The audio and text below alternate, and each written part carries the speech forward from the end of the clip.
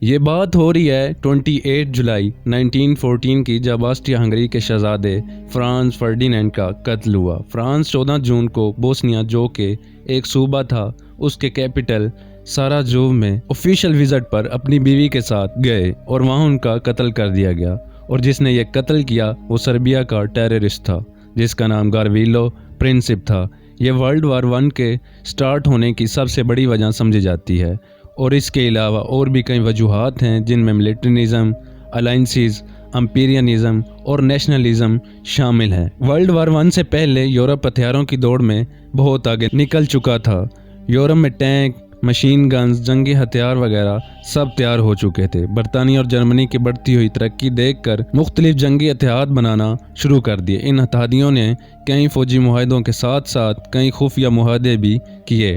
Triple alliances 1882 اس جنگی اتحاد میں جرمنی، اٹلی اور آسٹریا ہنگری شامل ہیں، جس کا مطلب یہ تھا کہ اگر کوئی ممالک ان میں سے کسی پر حملہ کرے گا تو تینوں ممالک مل کر اس کا دفاع کریں گے۔ دوسرا اتحاد 1902 میں فرانس، رشیا اور برطانیہ کے درمیان ہوا۔ جب 1914 میں ورلڈ وار 1 شروع ہوئی تو اٹلی نے ٹرپل الائنسز چھوڑ کر فرانس اور برطانیہ کا ساتھ دینا شروع کر دیا، کیونکہ آسٹریا نے اٹلی کے کچھ علاقوں پر قبضہ کر رکھا تھا۔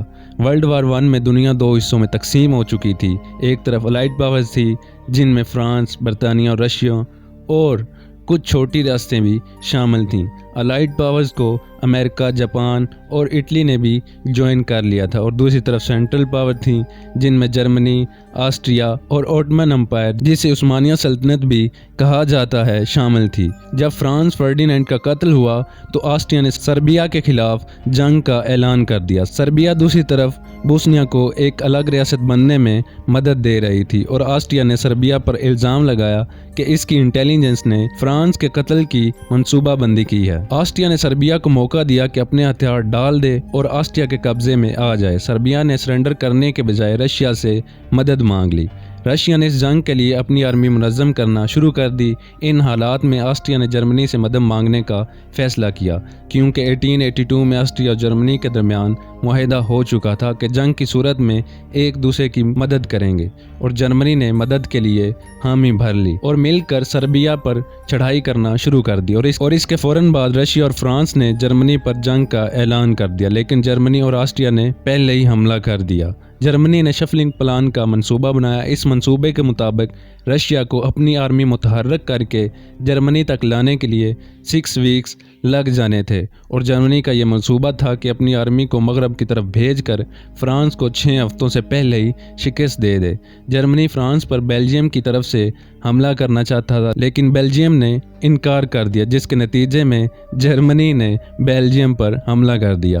اس صورتحال میں برطانیہ نے بھی جرمنی کے خلاف جنگ کا اعلان کر دیا۔ بیٹل آف مارین شروع ہوگی۔ جرمن آرمی پیرس تک پہنچ گئی، لیکن فرانس نے ان کو پیچھے دھکیل دیا۔ جرمن فوج نے انسنٹ ریور کے شمال میں خندق کھودنا شروع کر دی، اور دوسری طرف فرانس نے بھی خندق کھودنا شروع کر دی، اور ٹینک وار شروع ہو گئی۔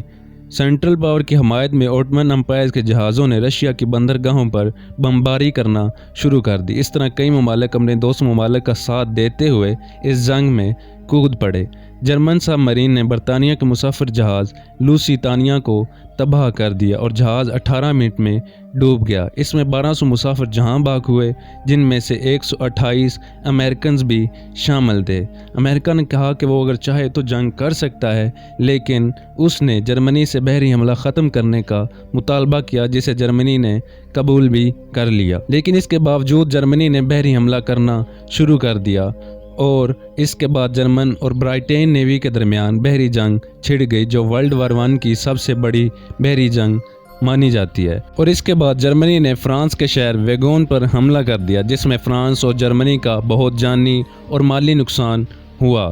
برطانیہ نے جرمنی کو ویگون سے ہٹنے کے لیے بیٹل آف زون شروع کر دی۔ دوسری طرف رشیا میں انقلاب آ گیا اور نیکولس کی حکومت ختم ہو گئی۔ جب رشیا میں بیلسوکس کی حکومت آئی تو انہوں نے جنگ بندی کا اعلان کر دیا اور اس جنگ سے پیچھے ہٹ گئے۔ امریکہ مسلسل الائنسز کو ہتھیار بھیج رہا تھا۔ جرمنی نے میکسیکو کو ایک ٹیلی گرام کی صورت میں ان کا ساتھ دینے کی دعوت دی اور امریکہ کے خلاف ورگلایا، اور بدلے میں ان کے علاقے بازیاب کرانے کی یقین دہانی بھی کروائی۔ جب امریکہ کو اس بات کی خبر ہوئی تو امریکہ نے جرمنی کے خلاف جنگ کا اعلان کر دیا۔ اس طرح 1917 میں امریکہ بھی اس جنگ کا حصہ بن گیا اور جرمنی نے امریکہ، فرانس اور برطانیہ کو ہتھیار ڈالنے پر مجبور کرنے کا فیصلہ کیا اور اپنی آرمی کی تعداد اور بھی بڑھا دی اور پوری ہمت کے ساتھ حملہ کرنا شروع کر دیا۔ امریکن آرمی فرانس پہنچ گئی اور الائنسز کے ساتھ مل کر جرمنی کو پیچھے دھکیل دیا اور اس طرح جرمنی کو جنگ بندی کرنے پر مجبور کر دیا گیا۔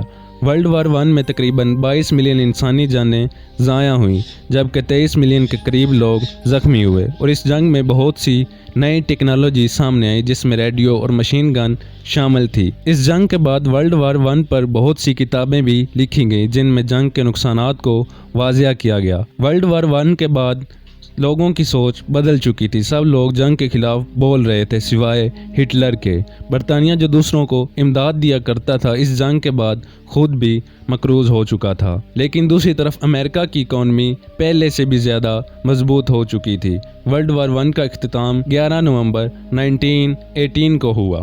تو دوستو، امید کرتا ہوں ہماری دی گئی انفارمیشن آپ کو پسند آئی ہوگی اور اگر سچ میں پسند آئی ہے تو ویڈیو کو لائک اور شیئر کرنا مت بھولنا اور اگر ابھی تک آپ چینل پر نئے ہیں تو چینل کو سبسکرائب کرنا مت بھولنا۔ Thanks for watching.